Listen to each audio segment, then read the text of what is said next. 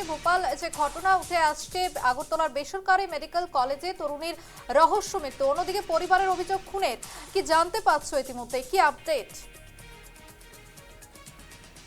পরিবারের যে অভিযোগগুলো উঠে এসেছে তার মধ্যে দুইটা মূল বিষয়। সেটা হচ্ছে এই যে মেয়েটির ডিউটি টাইম শেষ হয়ে যায় বিকেলের দিকে, তারপরও কেন সে মেয়েটিকে সেখানে আটকে রাখা হয়েছে অথবা থাকতে বাধ্য করা হয়েছে, এটা হচ্ছে পরিবারের মূল অভিযোগ। তাদের বক্তব্য হচ্ছে কলেজের পক্ষ থেকে সেই মেয়েটিকে সেখানে থাকতে বাধ্য করা হয়েছে কোনো না কোনোভাবে। এই অবস্থায় সেই কলেজের বিরুদ্ধে তাদের প্রথম অভিযোগ। দ্বিতীয়ত তাদের বক্তব্য হচ্ছে তাদের পরিবারের লোকজনদের আসার আগেই সেই মেয়েটিকে ঝুলন্ত অবস্থা থেকে নিচে নামিয়ে নেওয়া হয়েছে। তাদের বক্তব্য হচ্ছে পরিবারকে খবর দিয়ে তাদের আসা পর্যন্ত কেন অপেক্ষা করেনি কলেজ কর্তৃপক্ষ, সেটাই হচ্ছে মূল অভিযোগ।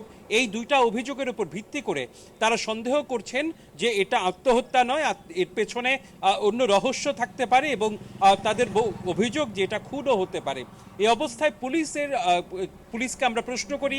পুলিশের এসডিপিও, স্থানীয় এসডিপিও, তিনি জানিয়েছেন যে এটিকে আপাতত প্রাথমিকভাবে পুলিশ আত্মহত্যা হিসাবেই দেখছে এবং ফরেনসিক টিম এসছে, ডগ স্কোয়াড এসছে এবং সেখানে পোস্টমর্টমও করা হচ্ছে। পোস্টমর্টমের রিপোর্টের পর বোঝা যাবে যে এটি কি আত্মহত্যা নাকি পরিকল্পিত খুন। সবটা বিষয় তদন্তের মধ্যে রয়েছে বলে পুলিশের বক্তব্য, যদিও প্রাথমিকভাবে কিন্তু তারা আত্মহত্যা হিসাবেই ব্যাখ্যা করার চেষ্টা করছে। অন্যদিকে মৃতের পরিবারের অভিযোগ যে এই ঘটনার পেছনে কোনো রকমের দুরভিসন্ধি রয়েছে বা এর পেছনে কলেজ বা কলেজ কর্তৃপক্ষের কেউ না কেউ কোনো না কোনোভাবে জড়িত রয়েছে, এমনটাই অভিযোগ পরিবারের লোকজনদের। কারণ তাদেরকে ডাকা হয়েছে দেরিতে বা তাদের আসার আগেই মৃতদেহকে ঝুলন্ত অবস্থা থেকে নিচে নামিয়ে ফেলা হয়েছে। তাদের আরও অভিযোগ যে এত 60 কেজি ওজনের এই দেহ কিভাবে সিলিং ফ্যানের মধ্যে ঝুলন্ত অবস্থায় থাকে এবং ফ্যানের কোনো ক্ষতি হয়নি। এই সামগ্রিক বিষয় নিয়ে পরিবারের অভিযোগ রয়েছে।